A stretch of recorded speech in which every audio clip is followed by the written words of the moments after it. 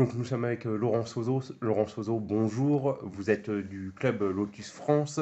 Vous avez participé avec Lotus, comment ça s'appelle déjà? Prendre le cancer de Prendre vitesse. le cancer de vitesse. Expliquez-nous un petit peu comment s'est passée cette édition cette année. Eh bien, on s'est tous retrouvés le 1er mars sur le circuit Bugatti, donc avec le club Lotus France, Motorsport et Generous qui a repris l'organisation de la journée et la Ligue contre le cancer, avec 100 véhicules présents pour organiser 330 baptêmes. Donc tous les fonds sont intégralement en fait perçus par la Ligue contre le cancer.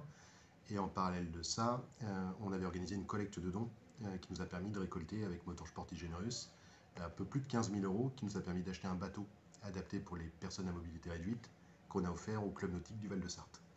Donc, alors comment ça se passe cette journée justement? Expliquez-nous un petit peu. Le but du jeu, c'est vraiment une journée de partage. C'est que les pilotes qui viennent, toute la partie financière est gérée par le club Lotus, Motorsport et Generous et les pilotes qui prennent en charge l'intégralité des frais.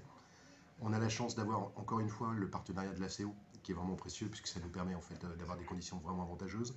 Sans eux, on ne pourrait pas faire cette journée. Les baptisés arrivent vers 10h30 et on organise les baptêmes de 10h30 à midi et de 14h à 15h30. Et ensuite, on a aussi une journée de roulage libre où les pilotes en fait peuvent rouler seuls le reste de la journée. Alors j'imagine que ça doit être une fierté pour vous d'être en partenariat avec la Ligue contre le cancer. Oui, c'est important de toute façon, clairement, d'organiser cet événement. Et puis il y a deux choses. Il y a l'argent qu'on récolte qui est utile, qui sert à la recherche, qui sert à aider les malades, les aidants. Ça, c'est vraiment important. Mais il y a surtout le partage, en fait, aussi avec les baptisés. Récolter de l'argent, c'est bien, mais partager notre passion, en fait, avec des gens qui ne connaissent pas le circuit, qui viennent pour la plupart pour la première fois dans la voie des stands, qui est un endroit mythique quand on aime le sport automobile. Et monter dans une voiture de sport, pour eux, c'est vraiment important. Donc pour nous, c'est vraiment très chouette de partager ça avec eux. Alors, y avait-il que des Lotus justement? Non, du tout. Et année après année, on a, c'est vrai, diversifié les marques.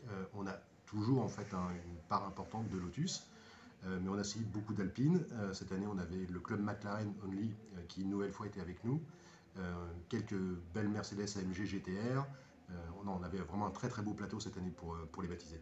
Alors, le club Lotus, j'imagine qu'il n'y a pas que la Ligue contre le cancer, vous faites beaucoup d'événements, j'imagine. Alors moi, je me cantonne en fait à organiser les événements sur Le Mans, mais le club Lotus en fait qui existe depuis plus de 40 ans, euh, lui en fait organise des journées de roulage un petit peu partout en France. D'autres événements caritatifs, je ne sais pas, mais c'est fort probable. Mais voilà, c'est un club qui organise des balades, des journées de roulage, des rencontres en fait entre les membres. Il y a le Mont Classique qui arrive, Lotus y sera, j'imagine. Le club Lotus, il sera, oui, il y est en général très très bien représenté, puisque je crois que dans la dernière édition, on était près de 400. Donc cette année, on devrait avoir encore de nombreuses Lotus sur les parkings. Il y a eu Rétromobile aussi. Rétromobile, c'est aussi là aussi pour les clubs, c'est une vitrine. Oui, le club Lotus était présent comme chaque année à Rétromobile cette année. Moi, je n'y étais pas présent, mais je sais qu'ils y étaient, qu'ils ont un très beau stand. Ouais, c'est une vitrine Rétromobile justement pour le club, pour.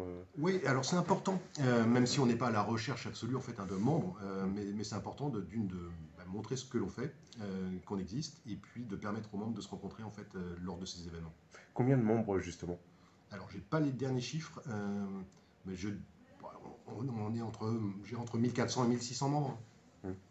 Alors justement pour revenir au caritatif, euh, euh, expliquez-nous un petit peu comment est née votre rencontre avec Avec la Ligue. la Ligue. Bon, bah, en fait, c'est assez simple. Moi, ça fait 25 ans cette année que j'organise des journées de roulage. On avait déjà fait quelques événements, en fait, mais très ponctuels, avec des associations.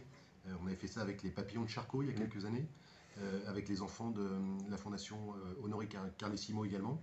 Et puis, il s'avère que j'ai quelqu'un dans la famille de mon épouse qui est bénévole à la Ligue et qui est un jour venu me demander d'organiser un événement, qui devait être un événement ponctuel.